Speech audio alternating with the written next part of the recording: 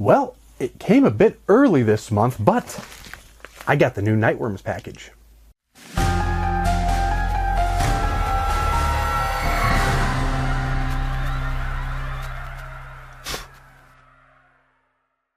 This is probably going to be a brief video, but I did indeed receive the November 2024 Nightworms package a little bit earlier this month than usual, so I'm pretty excited to dig in and see what I've got.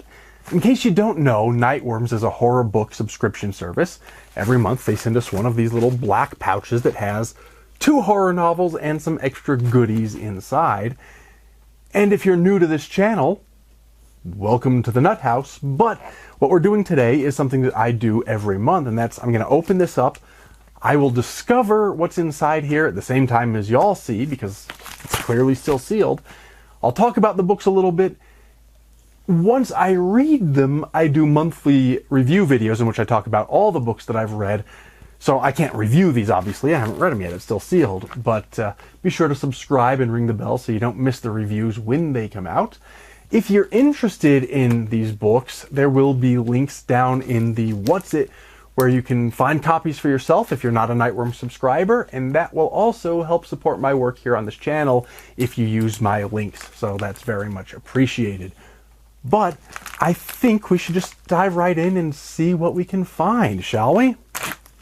Alright, I've got the pouch open, so we'll just dive right in and see what we get. The first is this little packet of goodies, which I will save for later. In addition to the books, there's always some other stuff. I will show you what's in there, but I want to get to the books first. The first book is this paperback. It's called After the People Lights Have Gone Off by Stephen Graham Jones. I think most people at this point probably know who Stephen Graham Jones is if you're a horror reader. He's written the now pretty famous Indian Lake trilogy. The first of those was My Heart is a Chainsaw, and then 2 sequels. He also wrote The Only Good Indians and a bunch of other things. He's a pretty well-respected horror author these days. This is one that I have heard of, but have not yet read. I do know that it's a collection of short stories rather than a novel, and I like that. Of course, I love novels. I like big, thick novels some of the time, but I also love a good short story, so it's nice to sample some different sides of what Stephen Graham Jones has written.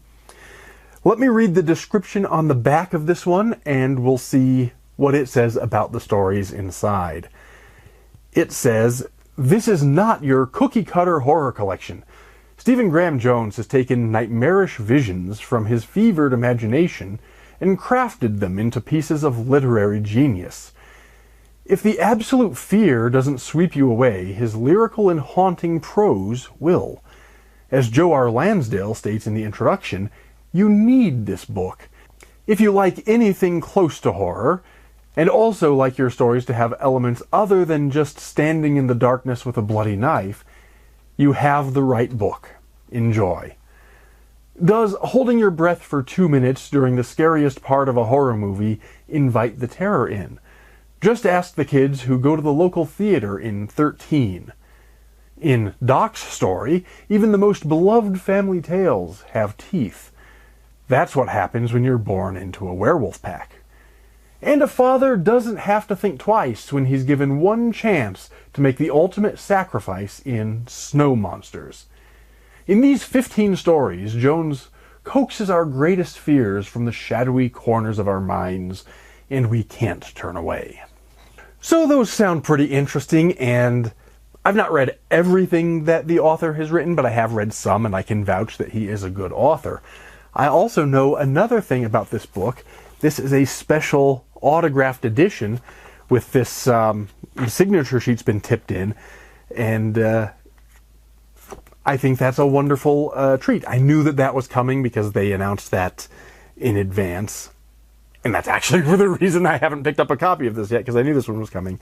But I am very much looking forward to digging into these, I guess 15, it said, short stories in After the People Lights Have Gone Off.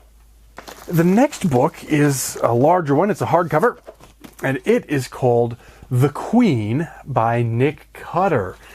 This is an author that we've talked about before. He wrote The Troop, which a lot of people have praised heavily, and that's a very good book. He also wrote with Andrew Sullivan a book called The Handyman Method, which received a lot of praise. It didn't really work for me, but a lot of people really liked it a lot. But even though that one wasn't my favorite, I have liked some of the author's other works, and this is one that I don't know much about. I was passingly aware, I think, that there was such a novel called The Queen by Nick Cutter, but I have no idea what it's actually about. We do see a wasp on this person's face on the cover, so presumably it involves insects, maybe. Let's read the description on the flap and find out. It says, "It's impossible to know another person, isn't it? To step past that locked door of their secretive inner self. But honestly, do you even want to know?" One sunny morning in June, Margaret Carpenter wakes up to find a new iPhone on her doorstep. She switches it on and is greeted by a text from her best friend, Charity Atwater. The problem is, Charity's been missing for over a month.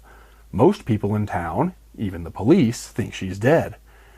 Margaret and Charity have been lifelong friends. They share everything, know the most intimate details about each other, except for the destructive secret hidden from them both.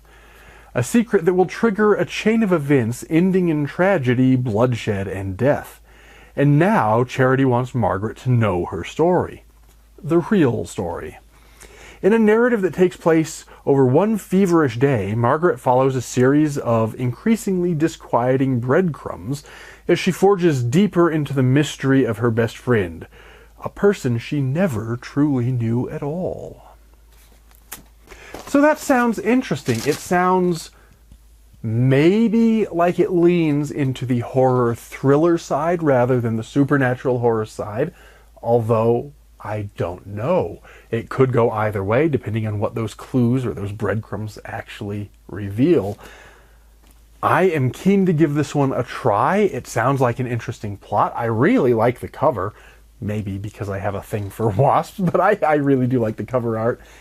I've read the author before and have liked at least some of his work, so I think we've got a potentially good one in store with The Queen. And of course, all that remains then is to check out this little extra goodie packet and see what we have in here. The first item to come out is the bookmark. There's always a bookmark. This one says, Nightworms, November 2024. Horror royalty is the theme for this month. And I guess with Nick Cutter and Stephen Graham Jones, I guess they qualify. They may not be the first two I would think of when I think horror royalty. I tend to go back to the classics. I tend to think of Lovecraft and Poe and Stoker and so forth. But of the contemporary authors, they are pretty well respected. So the theme is appropriate. The next item to come out is this packet of cocoa. This is from Moonstruck in Portland, Oregon. It is a creamy milk chocolate cocoa. There's not particularly a horror theme to it based on the packaging, except I guess Moonstruck could be sort of a spooky sounding company name. But I do always like that we get a hot, tasty beverage of some sort in these packets. And I don't know when this will air, but as I record this, I'm in the middle of quite the blizzard in my home state of Colorado, the first real big snowstorm of the year. In fact, the governor, perhaps overreacting slightly, has declared a state of emergency over it. I've not found it that bad. It's probably worse elsewhere. But anyway, it's cold and snowy, and now I got hot cocoa and I got some books, so I am a happy little horror nerd indeed. Next item to come out is advertisement. It says The Lineup. This is apparently all Stephen Graham Jones books. This is an ad for all of the previously out-of-print Stephen Graham Jones books that are coming back out. The next item is the little pamphlet that tells us all the items that we're going through anyway. And then we have a sticker. This one depicts a royal ghost. He's got a crown on, and he's sitting on a throne of books and reading a book. I approve. That's how I want to spend my afterlife too.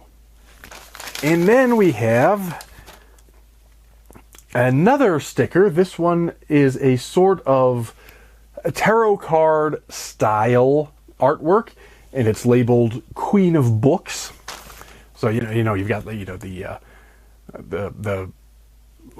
I can't think of what they all are, but all the different tarot names. Queen of Books isn't one of them as far as I know, but it's in that style. And then we have, yes, the last item, which is an autographed book plate for, it's Nick Cutter's autograph, and it goes to the Queen, which means both of these have suddenly become autographed copies. This one with a book plate, and this one with a signature sheet tipped in and bound into the book. I like when they both end up being autographed copies. They've done that a couple times lately, and makes me happy. The Nightworms people have been serving us well in terms of the autographed books. But anyway, that brings us to the end of this little unboxing video. I've got two wonderful new books, a nice tasty hot beverage, and some other things.